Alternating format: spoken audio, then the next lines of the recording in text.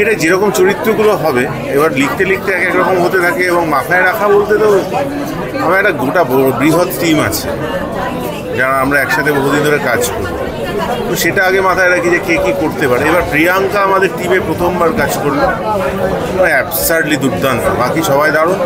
প্রিয়াঙ্কাকে আমি বুঝতে পারিনি, মানে আমি জানতাম না যে ও তো একটা খুবই নামী অভিনেত্রী, কিন্তু ও যে এত ডাউন টু আর্থ একজন এবং আমাদের সঙ্গে এইভাবে কাজটা করে এত আশ্চর্য চমৎকার কাজ করবে। কারণ অপরাজিতা, ঋত্বিক, অমিত, সায়ন, শতাক্ষী যারা অভিনয় আছে প্রত্যেকে আমরা কীভাবে কাজ করি অভ্যস্ত।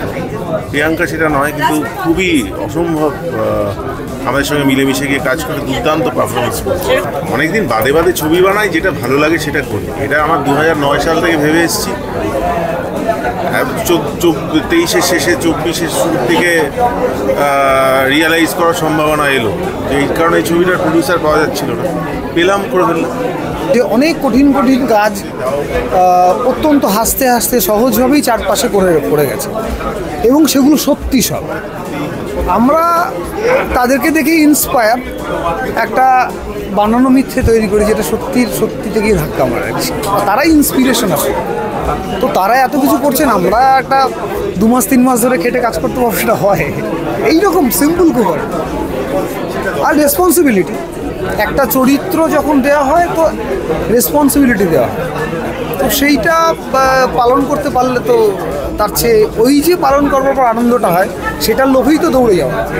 নধর জিততে চাইছে, নধররা জিতুক আমরা চাই, নধর জিতে যাচ্ছে আমরা এটা বলতে চাও, আমরা বলার চেষ্টা করেছি, তারপর দেখা যাক। মানে আর এটা থাকবে, এটা নিয়েই চলতে হবে এবং ফাইট ব্যাকও করতে হবে।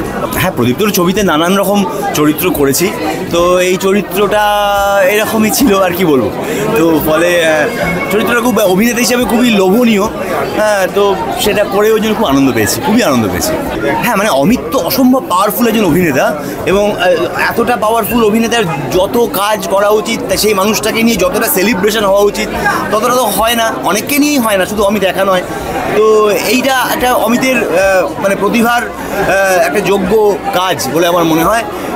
মানে অমিত যে কোনো চরিত্রকে জ্যান্ত করে দিতে পারে। এই নধরের এই চরিত্রটা মানে আমি তো স্ক্রিপ্ট পড়েছিলাম, আমি তো কল্পনাই করতে পারিনি চরিত্রটাকে টাচ করা যায়। তো সত্যি মানে সেটা অমিতের পক্ষেই সম্ভব হয়েছে বলে আমার মনে হয়। মানে এটা তো মানে যে কোনো অভিনেতার কাছেই নধরের চরিত্র কিন্তু মানে চ্যালেঞ্জিং নয়, কঠিন, এবং সেটাকেও যে অনায়াস দক্ষতায় করেছে।